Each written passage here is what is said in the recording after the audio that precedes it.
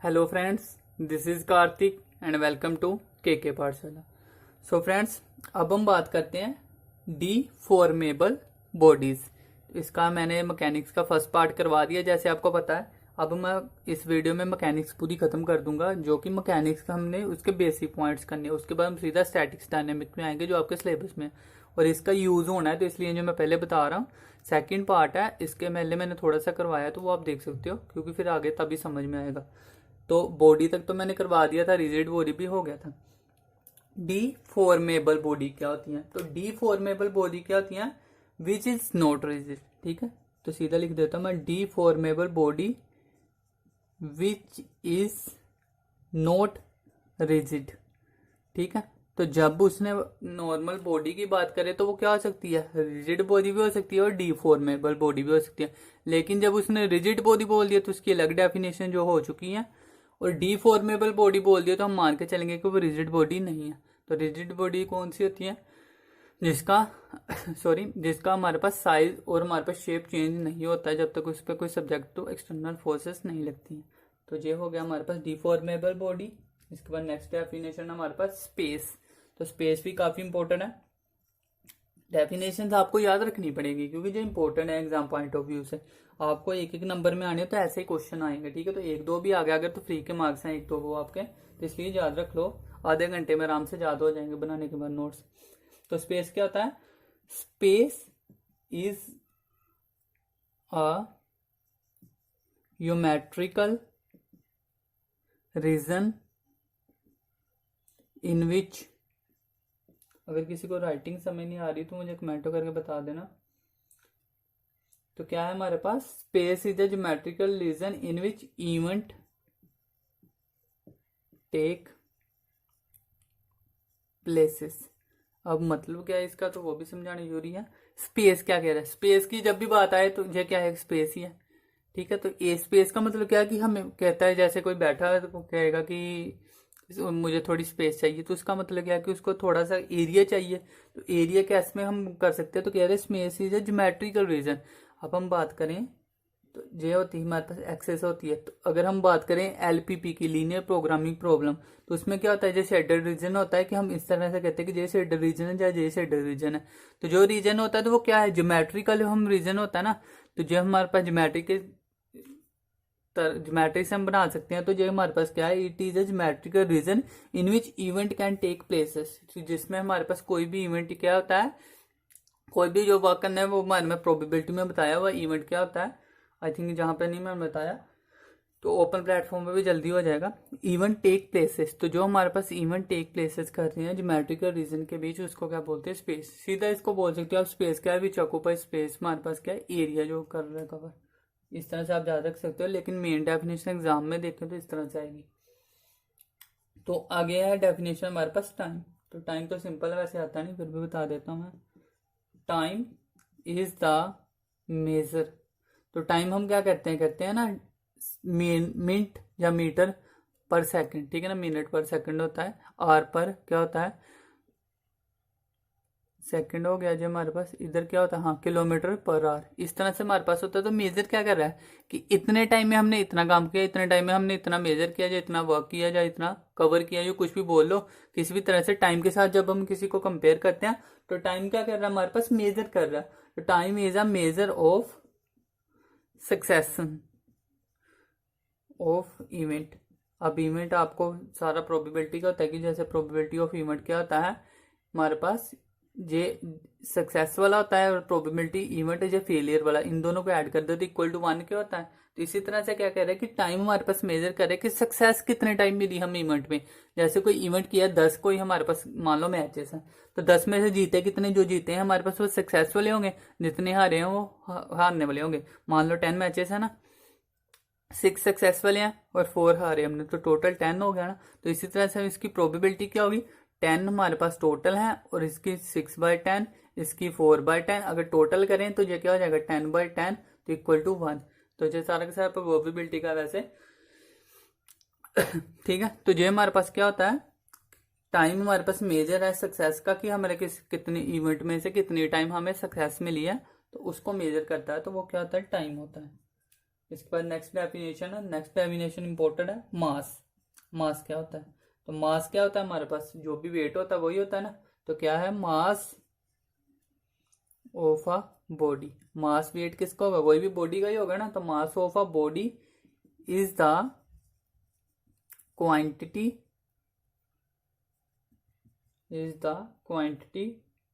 Of matter. ये हमारे पास quantity of matter का इट कंटेन।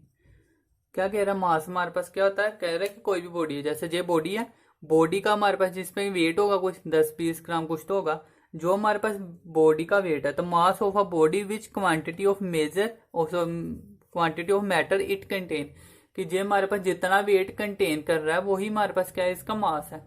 तो मास का मतलब ये होता है कि मेजरमेंट। इसको जैसे हम क्या कर सकते हैं, मीटर में सॉरी क्या ग्राम या किलोग्राम में कर सकते हैं। इसी तरह से अगर हम लिक्विड चीज है उसको क्या करते हैं, लीटर में होता है हमारे पास, ठीक है ना, लीटर पर लीटर या कुछ भी। तो उस तरह से हमारे पास अलग अलग हमारे पास मेजर होते हैं हर चीज को मेजर करने के। जैसे हवा को मेजर करने का अलग है, उसी तरह लिक्विड को अलग है, गैसेस का अलग है, जो हमारे पास ठोस होते हैं मैटर होते हैं उसका अलग होता है। तो ये सारा हमारे पास अलग अलग मेजर होते हैं, वो भी एग्जाम में आ सकता है, तो वो देख लेंगे। वैसे वो सीटेट में ज्यादा आती है चीजें, तो वो भी आप देख सकते हो। वैसे सीटेट का मैंने काफी कवर करवाया हुआ है, तो वो भी आप देख सकते हो अगर किसी का नहीं कवर तो, ठीक है। तो मास हमारे पास हो गया। अब मास के बाद क्या आ जाता है हमारे पास, फोर्सेस, जो हमारे पास सबसे इंपॉर्टेंट है। फोर्सेस का अब हमारे पास स्टार्ट हो गया। फोर्सेस क्या होती हैं, फोर्सेस इज एन, एक minute, forces is an external agency. ये डेफिनेशन है, तो इसी तरह से करवा रहा हूं। अगर मैं समझाने में तो मैं आपको सिंपल वे से कोशिश कर रहा हूँ कि समझ में आए आपको, लेकिन समझाने में तो आपको याद करने में इसी करना होगा याद। और tends to changes the state of rest और यूनिफॉर्म, चेंज इन रेस्ट और uniform motion in straight line. ठीक, अब समझो ये क्या लिखा है मैंने। क्या कह रहा है, force is an external agency. कह रहा है कि फोर्स एक्सटर्नल एजेंसी है। जैसे जो बॉडी पड़ी है, ये बॉडी क्या है हमारे पास, स्टैटिक्स है। ये डायनेमिक कब होगी, ये मूव हमारे पास कब होगी, जब इस पे हम क्या कर रहे हैं, एक्सटर्नल फोर्सेस लग रही हैं। तो जब भी इस पे एक्सटर्नल फोर्सेस लग रही है तो वही कह रहा है फोर्स इज एक्सटर्नल एजेंसी। कोई भी एक्सटर्नल जो हमारे पास फोर्स लग रही है उसको हमारे पास क्या होती है, वो एक्सटर्नल से होती है, अपने आप नहीं होगा, ठीक है। तो force is an external agency which changes और टेंड टू चेंजेस। कह रहे कि वो चेंजेस होगी जो टेंड टू चेंजेस होगी। जैसे हमारे पास कहते हैं limit and approach to infinity. तो अप्रोच का मतलब क्या होता है कि टेंड कर रहा है कि वो, जैसे एन अप्रोच टू मान लो 0 दिया है, तो 0 दिया तो मीन्स कि वो 0 का इक्वल नहीं है, लेकिन 0 को बिल्कुल नियरेस्ट इक्वल है, ठीक है। तो बिल्कुल मीन्स कि हम कह सकते हैं कि 0.000 समथिंग करके बिल्कुल लीटर सा उसके मीन्स की उसके करीब है, लेकिन वो उसके इक्वल नहीं हो सकता। तो टेंड का मतलब ही होता है कि वो इक्वल नहीं हो सकता। तो क्या कह रहा है, एक्सटर्नल इज चेंजेस और टेंड टू चेंजेस, कि जहां तो उसमें चेंजेस होगा, बहुत सारा चेंजेस होगा, जब टेंड टू चेंज मीन को बिल्कुल लिटिल सा चेंज होगा जो हमें दिखेगा भी नहीं ज्यादा। तो tend to changes the state of rest और यूनिफॉर्म मोशन। अब दो चीजें हैं, चेंजेस कब होगा, एक तो बॉडी क्या है जब रेस्ट पे है, स्टैटिक है, और एक बॉडी जब मूव कर रही है, डायनेमिक में। तो क्या कह रहा है, स्टेट टू रेस्ट। जैसे ये मान लो स्टेट रेस्ट पे पड़ी है, अब ये मूव कब होगी, जब इस पे एक्सटर्नल फोर्सेस लगी, एक्सटर्नल फोर्सेस लगी जो मूव हो रहा है, ठीक है। एक्सटर्नल फोर्सेस मूव होगी, चेंजेस कह रहे 10 टू चेंजेस, तो मतलब कि बिल्कुल ये बिल्कुल दिखा भी ना इस तरह से, बिल्कुल ये भी अभी है बिल्कुल टेंड सा हुआ कि हमें पता भी ना चले, वो होता है 10 टू चेंजेस। तो चेंजेस और 10 to changes to the state of rest. अब ये रेस्ट में है, तो रेस्ट में है तो हमारे पास ये मूव हो गई। और कह रहे यूनिफॉर्म मोशन। यूनिफॉर्म मोशन क्या होता है कि जब हमारे पास बॉडी अगर जहां से स्टार्ट है तो ये एक ही स्पीड में ऐसे करके चलती जा रही है, चलती जा रही है, चलती जा रही है, जैसे रुकना नहीं है, ठीक है ना। ये रुकेगी नहीं। ये कब रुकेगी, जैसे ये चल रही है जहां तो ये रुक जाएगी, अगर इसके आगे कुछ आ गया तो ये रुक जाएगी, जहां तो रुक जाएगी। तो जहां क्या होगा, जहां से टकराकर अपनी पोजीशन चेंज कर लेगी। तो जो है कि ऐसे चल रही है, अपनी पोजीशन चेंज कर ली, तो जहां तो क्या होगी हमारे पास रुक जाएगी। लेकिन वो कब होगा, जब इसमें भी क्या होगा, वहां से एक्सटर्नल फोर्सेस आ रही है मेरी लेफ्ट साइड से, तो ये इसको टच करेगी। जब यहाँ से एक्सटर्नल फोर्सेस आई, जहां तो उसको वो रोक देगी, जब उसकी पोजीशन चेंज कर देगी। तो यही है एक्सटर्नल फोर्सेस क्या कर रहे हैं, चेंजेस हो रही है, जब 10 टू चेंजेस हो रही है कि स्टेट को, कि जिस स्टेट में भी वो चल रहा है, जहाँ तो रेस्ट में होगा, जहाँ हमारे पास यूनिफॉर्म मोशन में होगा। तो यूनिफॉर्म मोशन में है, जैसे क्या है, रेस्ट में है, इन अ स्ट्रेट लाइन। तो जो स्ट्रेट लाइन मैंने बताई थी ना, स्ट्रेट लाइन में ऐसे करके चल रहा है, तो स्ट्रेट लाइन में चल रहा है, तो जहाँ तो क्या होगा, रेस्ट में होगा, या यूनिफॉर्म मोशन में होगा, तो क्या होगा, उस अपनी जो जिस तरह से जा रहा होगा, जहां पे पड़ा है उसको चेंज कर देगा। तो जहां पे अगर बॉडी पड़ी है फिक्स है, तो उसको एक्सटर्नल फोर्स लगाई तो चेंज हुई। जब यूनिफॉर्म मोशन में चल रहा है, तो उसको एक्सटर्नल फोर्स लगाई तो वो चेंज करेगा अपनी पोजीशन। तो वो क्या होती है, फोर्सेस होती है। ठीक है, बाकी समझने के लिए तो आप कुछ भी समझ सकते हो। फोर्सेस क्या होती है, मेजर जो बेसिकली होती है वो दो टाइप की होती है। एक तो क्या होती है पुल फोर्स, एक पुश। पुल क्या होती है कि जो चीज पड़ी है, जैसे जो मान लो वाल है, इसको हम मैं धक्का लगा रहा हूँ, तो वो क्या है, हमारे पास पुल फोर्स है। और पुश क्या होती है कि जहां पे कोई बैलगाड़ी है, उसको खींच रहे हैं रस्सी के साथ। ठीक है, तो जिसको खींच रहे हैं, तो वो क्या हो जाएगा, हमारे पास पुश फोर्सेस हो जाएंगी। उसके अलावा बहुत सारी होती है फोर्सेस, तो वो इतना नहीं है, जब आएगा आगे आनी है फोर्सेस, टाइप ऑफ फोर्सेस, तो तब वहां पे करेंगे, वो स्टैटिक डायनामिक के हिसाब से होती है। ठीक है ना, अभी बेसिक आप समझ लो कि बेसिक हमारे पास ये होती है, फोर्स होती है। अब इसके बाद आ जाते हैं हमारे पास स्केलर, और जो हमारे पास है वेक्टर क्वांटिटीज, वो जानना इंपॉर्टेंट है। उसके बाद डेफिनेशन आपकी खत्म हो जाएगी। इसका आप स्क्रीनशॉट ले लो। अगर वीडियो पसंद आ जाए तो लाइक कर दो, क्योंकि जितनी आप शेयर करोगे उतना ही ज़्यादा मैं वीडियोस बनाऊंगा। तो फ्रेंड्स को शेयर किया करो,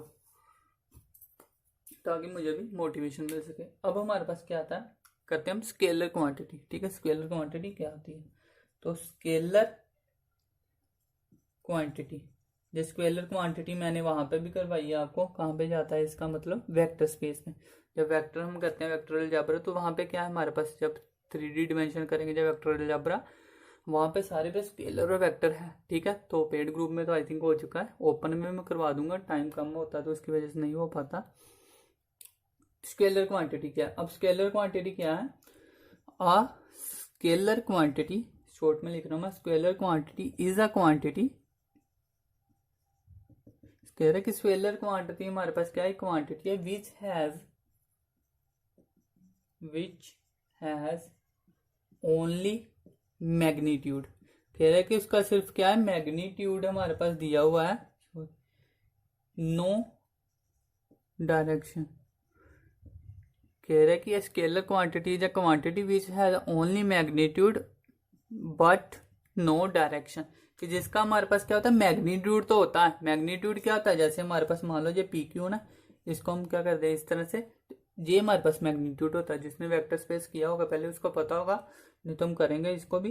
तो ये हमारे पास मैग्नीट्यूड होता है, जैसे मॉडुलस की फॉर्म में लिखा होता है, लेकिन इसका मतलब ये नहीं है प्लस में है। ये मैग्नीट्यूड का मतलब है कि जो पोजीशन ऑफ हमारे पास क्यू की होती है, इसमें से माइनस करते हैं पोजीशन ऑफ पी की, तो वो हमारे पास क्या आता है, डिस्टेंस। सिर्फ इतनी वैल्यू को मैं बता रहा हूँ, पी क्यू का डिस्टेंस तो इस तरह से आता है। मैग्नीट्यूड करना है तो इसका मतलब क्या होता है कि पी क्यू का जो हमारे पास ये आया है, उसका नीचे फिर से मैग्नीट्यूड कर दे, तो वो हमारे पास इक्वल टू किसके होता है, यूनिट वेक्टर के होता है। तो वो करेंगे सारे के सारे जो वेक्टर स्पेस का, वैसे समझ नहीं आएगा अभी आपको ऐसे। तो वेक्टर स्पेस क्या होता है, जिसका मैग्नीट्यूड होता है लेकिन डायरेक्शन नहीं होती है। ठीक है, डायरेक्शन नहीं होती है, जैसे मान लो ये एक्स वाई और जेड एक्सिस ही है। ठीक है, 3D डिमेंशन में होते हैं वेक्टर्स हमारे पास क्वांटिटी। जो स्केलर क्वांटिटी क्या है, स्केलर क्वांटिटी हमारे पास देती है सिर्फ न्यूमेरिक वैल्यू। ठीक है ना, जिसका आंसर करेंगे, मैग्नीट्यूड किया मान लो हमने पी क्यू का, तो आंसर क्या आएगा, 1 2 सोन अप, तो कोई भी इंटीजर आ सकता है, पॉजिटिव नेगेटिव कुछ भी आ सकता है।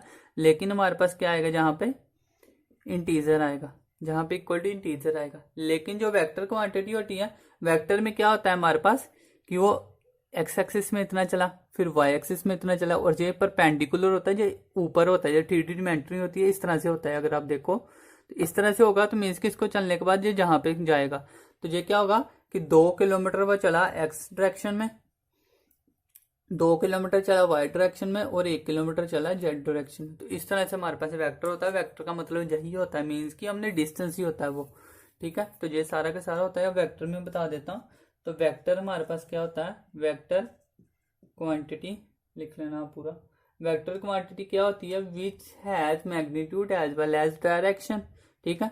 तो which has magnitude as well as direction, ठीक है, जिसकी क्या होता है मैग्नीट्यूड भी होता है और डायरेक्शन भी होता है। जैसे मैंने बता दिया कि एक्स आई कैप प्लस वाई जे कैप प्लस जेड के कैप, तो जो जनरल होता है ना हमारे पास आर वेक्टर का इक्वल टू जे होता है। तो इसमें क्या है डायरेक्शन भी दिया है, जे इस तरह से दिया तो मीन्स की डायरेक्शन है। और मैग्नीट्यूड क्या कि इसका मैग्नीट्यूड कर सकते हैं ना, मैग्नीट्यूड क्या होता है इसका स्क्वायर कर देते हैं जो भी होता है अंदर, तो जो हमारे पास क्या हो जाता है इसका मैग्नीट्यूड हो जाता है। लेकिन स्केलर की बात करें तो इसमें सिर्फ मैग्नीट्यूड होता है, डायरेक्शन नहीं आती उसकी।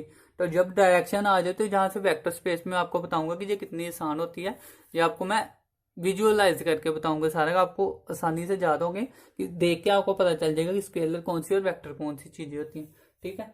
तो ये जानना जरूरी था।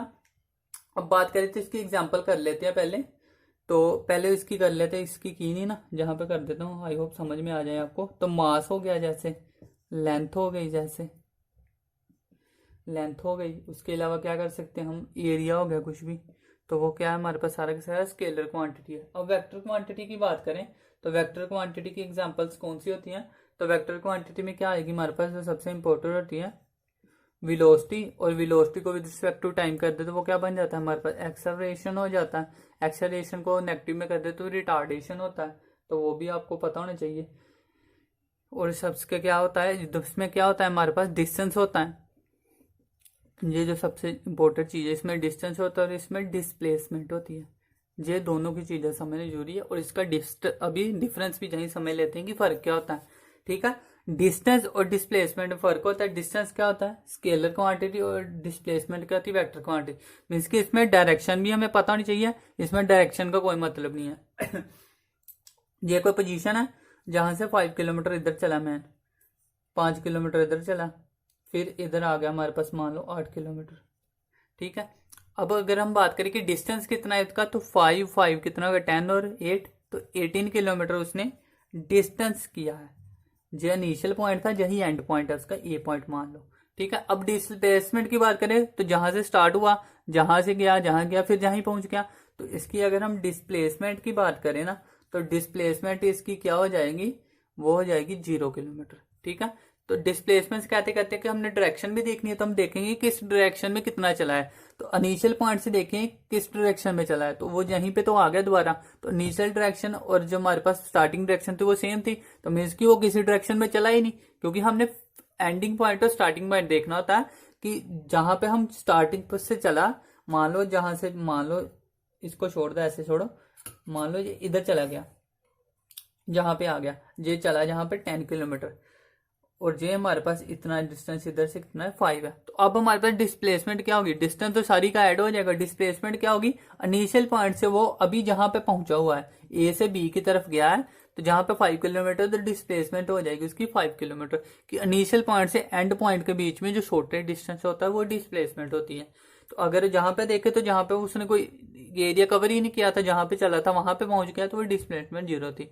लेकिन डिस्टेंस में हम सारा ऐड करते हैं, तो जो सारा का सारा था, आई होप आपको समझ में आ गया होगा। इसके बाद हमने क्या करनी है कल से, या जो नेक्स्ट वीडियो होगी उसमें हम क्या करेंगे, स्टैटिक्स करनी है, ठीक है। तो स्टैटिक्स हमारे पास क्या होती है, जो हमारे पास फिक्स बॉडी होती है, जिसमें हमारे पास कोई भी मूवमेंट नहीं होती, कोई भी एक्सटर्नल फोर्सेस नहीं लगी होती, जैसे कि वॉल एक फिक्स बॉडी है। तो उसके बारे में जिसके स्टडी करने को क्या बोलते हैं, हम स्टैटिस्टिक्स बोलते हैं, जो कि आपके सिलेबस में दिया हुआ है। तो अब स्टैटिस्टिक्स के रिलेटेड करेंगे, और इसमें से काफी क्वेश्चन आए हुए हैं, तो मैं आपको साथ साथ में बताता जाऊंगा कि कौन सी चीजें ज्यादा इंपॉर्टेंट है। लेकिन ये भी इंपॉर्टेंट है, एक भी डेफिनेशन इसमें से आ गई तो आपका 1-2 मार्क्स पक्का है वो, ठीक है ना, फ्री का मार्क्स है, क्योंकि एक बार रीड करना है इसको तो आप कर ही लग पाओगे आई थिंक। तो करना जरूरी भी है, जितना हो सके आपने तैयार करना है, क्योंकि कंपटीशन बहुत ज़्यादा जाएगा इस पर मुझे लग रहा है। तो वीडियो पसंद आई है तो इसको लाइक करो, शेयर करो, और फर्स्ट टाइम आए तो सब्सक्राइब करो, ज़्यादा से ज़्यादा करो। जैसे कि आपको पता है पेड ग्रुप भी चल रहा है, तो उसमें काफ़ी बच्चों ने कंप्लीट कर लिया, ऑलमोस्ट फिनिश ही होने वाला है उनका सिलेबस। तो अगर आप चाहते हो कि जल्दी हो, तो जहाँ पे भी आप मुझे जितना ज़्यादा शेयर करोगे, जितनी ज़्यादा मुझे मोटिवेशन तभी मिलेगी। अगर आप इसको क्या करोगे, कमेंट नहीं करते, आप लाइक किया करो, सबसे ज़्यादा जितना हो सके फ्रेंड को शेयर करो, सब्सक्राइब करो, ठीक है। तो उस हिसाब से मैं ज़्यादा से ज़्यादा करूँगा। और कोई कन्फ्यूज़न है आपको तो उसके रिगार्डिंग आप मुझे क्या कर सकते हो, जहाँ पे कॉल कर सकते हो। तो मेरा नंबर है 8699337127, तो जहाँ पे आप कॉल कर सकते हो, जहाँ तो कॉल कर सकते हो, जहाँ इंस्टा शो हो रही है मेरे यूट्यूब पे तो वहाँ पे आप इंस्टा पे मैसेज कर सकते हो, नहीं तो व्हाट्सएप पे जहाँ पे कॉल कर सकते हो या मैसेज कर सकते हो। ठीक है, तो अभी के लिए इतना ही। कोई सजेशन चाहिए हो तो मुझे पूछ सकते हो जहाँ पे आके। तो अभी के लिए इतना ही, थैंक यू।